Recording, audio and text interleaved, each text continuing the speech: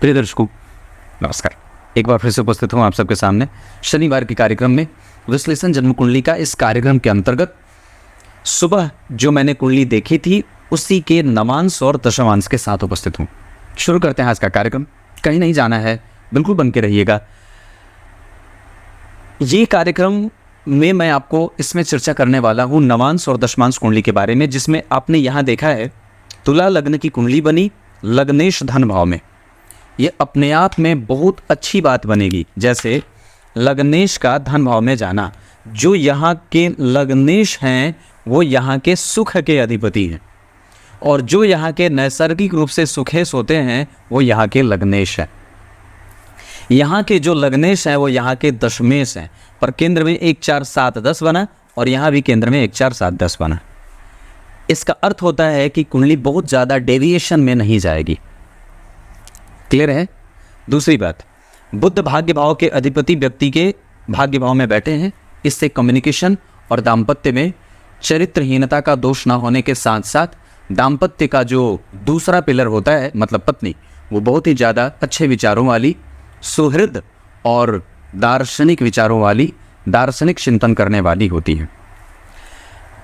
गुरु यहाँ नीच के हैं और यहाँ गुरु तुला के। इसका अर्थ है कि इस कुंडली में सत्य और असत्य के बीच के भेद को समझने में व्यक्ति को दिक्कत नवमांश और लग्न दोनों ही कुंडलियों में हो रहा है। इसके साथ साथ दशमांशा कुंडली में भी सप्तमेश नीच के हो रहे हैं और चंद्रमा व्यापारिक नेचर दे रहे हैं। व्यक्ति व्यापारी है, पर इनको और भी ज़्यादा अपने अंदर धार्मिकता का संचार करना चाहिए, और भी ज़्यादा अपने आप को अपने ग्रंथों के अध्ययन पे, अपने मानसिक अवस्था को, अपने दिमाग को भगवान में लगाने पे, मन जो है वो ठाकुर जी की सेवा में लगी रहे और उसका काम उसको समझ में आता रहे। मन जो है वो जिसको जहाँ लगाएंगे वहीं लगेगा। धन की तरफ लगाएंगे तो धन का चिंतन करता रहेगा, भगवान की तरफ लगाएंगे तो भगवान की चिंतन करता रहेगा।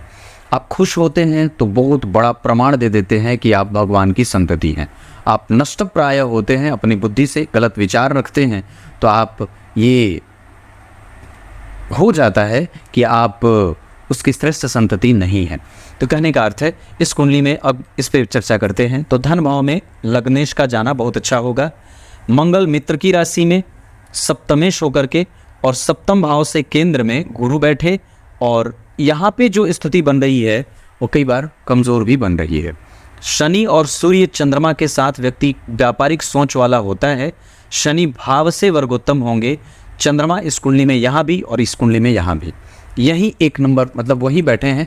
इसका अर्थ होगा कि ये व्यक्ति हमेशा ही अपने लोगों के लिए जो सामाजिक गतिविधि है उसमें उच्चस्थ शिखर पे विराजमान होता है और उसकी बात कोई भी काटता नहीं है।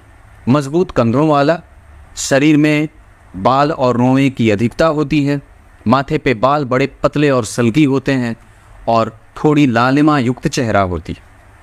यहाँ पे कर्क राशि के लग्न बनने से यहाँ पे कर्क राशि के चंद्रमा, यहाँ भी चंद्रमा कर्क राशि के, यहाँ चंद्रमा दशम में, यहाँ भी चंद्रमा दशम में, ये स्थिति व्यक्ति के जीवन की निरंतरता और स्वाभाविक रूप से बहुत ही ज़्यादा श्रेष्ठ पन्न होने के भावों का प्रदर्शन कर रही है। किसी भी व्यक्ति की कुंडली में अगर चंद्रमा बहुत ही मजबूत और नैसर्गिक रूप से श्रेष्ठ बन रहे हों तो यकीनन उस कुंडली का धन क्षेत्र और मन क्षेत्र दोनों बलवान होता है। शनि के साथ सूर्य का बैठना व्यक्ति को रिस्पॉन्सिबल और पंक्चुअल बनाएंगे। यहाँ पे राहु के साथ शनि और मंगल का बैठना व्यक्ति को कम्युनिकेटिव, अपने काम और अपने बातों पे अडिग रह करके अपनी मेहनत से उस चीज़ को सफल करने वाला, कई बार पलट गई बाजी और फिर भी अपने आप को आशा से युक्त रख के आशावादी प्रवृत्ति के कारण उसका बिगड़ा हुआ काम भी बना है और उसमें राहु, शनि और मंगल का सहयोग मिला है। इन्हीं तीनों ग्रहों के कारण व्यक्ति के कई बार काम बिगड़ते बिगड़ते बने हैं। विलंब होगा ये अलग बात है, पर व्यक्ति का धैर्य उसकी परीक्षा अवश्य लेता है, पर निसंदेह उसका परिणाम भी उसे देता है। दशमांश कुंडली में लग्न के अधिपति बुध और दशम के अधिपति गुरु और बुध एक दूसरे से केंद्र में बैठे हैं, पर बुध यहाँ तुला राशि के, जिसके ऊपर शनि की दृष्टि और शुक्र की दृष्टि है और केतु की दृष्टि है। इस भाव के अधिपति जन्म कुंडली में इस भाव को देख रहे हैं और इस कुंडली के लिए वो 12वें के साथ साथ पंचमेश होकर के एकादशवें में बैठे हैं। विदेशी सेवा, बाहर के लोगों से संबंध, शुक्र की दशा में व्यय के साथ लाभ और ऐश्वर्य और सुख और प्रेम की प्राप्ति। इसके अतिरिक्त व्यक्ति को धन भाव के अधिपति जन्म कुंडली में चंद्रमा जाकर के बैठे हैं कहाँ, दशम स्थान में, और गुरु प्रभाव से युक्त है धन भाव। यहाँ भी धन भाव के अधिपति सूर्य जो है वो जन्म कुंडली में गुरु के संपर्क में है, क्योंकि गुरु की राशि में बैठे हैं। यहाँ पे धन भाव के अधिपति जो बैठे हैं मंगल, वो मित्र की राशि में और लाभ भाव में। यहाँ भी धन का योग लाभ से बन रहा था, शुक्र और सूर्य एक साथ। यहाँ भी सूर्य और मंगल, ये सूर्य और मंगल एक दूसरे से भले द्विस्वाभाविक हैं, पर बैठे दोनों ही अच्छे हैं। इस वजह से निश्चित रूप से मंगल, शुक्र, बुध आदि की दशाएं इस व्यक्ति की कुंडली में कोई भी दशा धनहीन नहीं बनाएगी, पक्की बात है।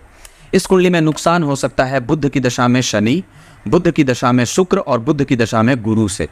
इसके अतिरिक्त शुक्र की दशा में बुध, शुक्र की दशा में शनि और शुक्र की दशा में गुरु थोड़े बहुत नुकसान के योग बनाएंगे।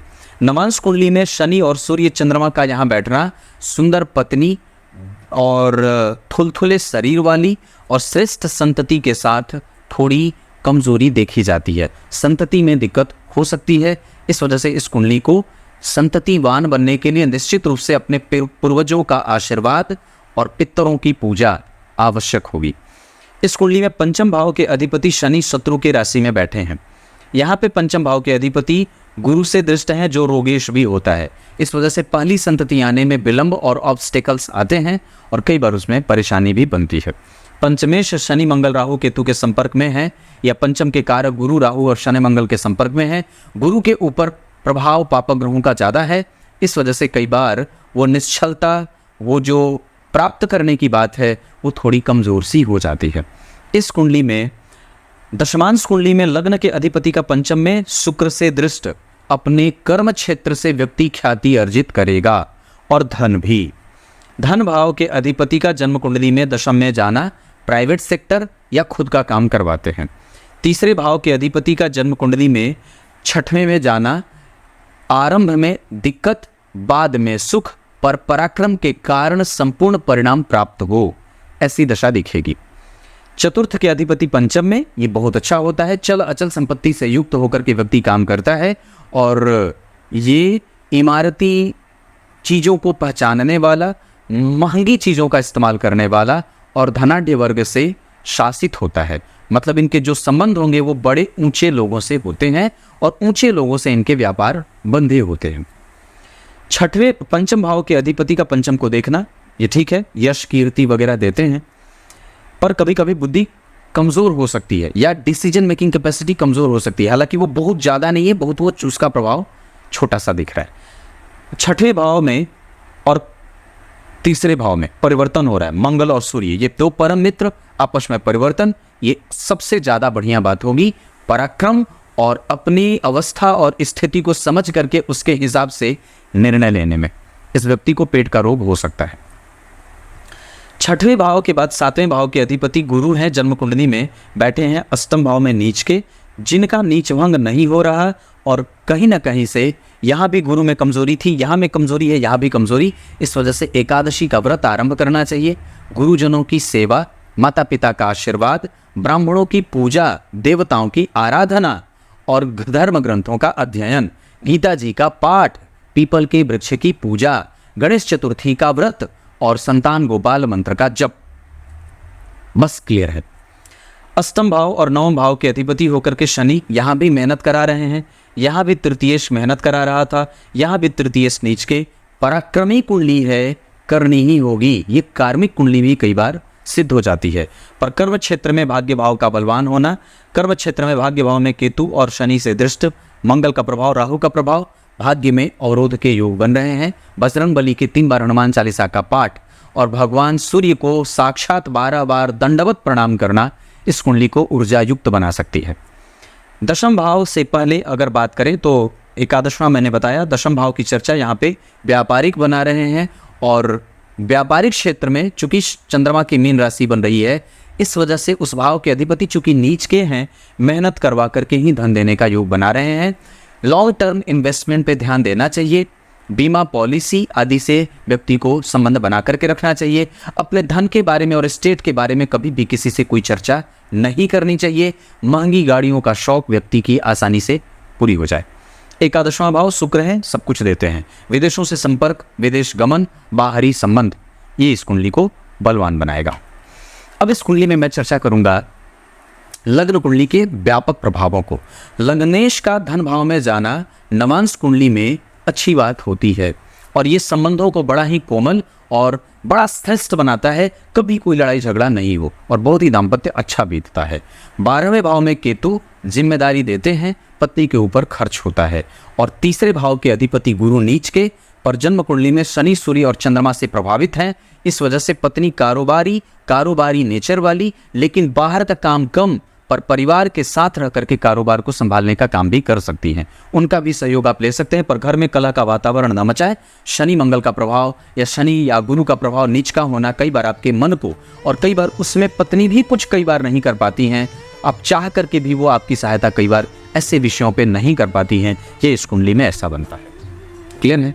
कुछ इसी तरीके से आज के कार्यक्रम का समापन करते हैं। कुछ होगा मुझसे पूछ लीजिएगा, मैं बता दूंगा। तब तक के लिए बहुत बहुत नमस्कार।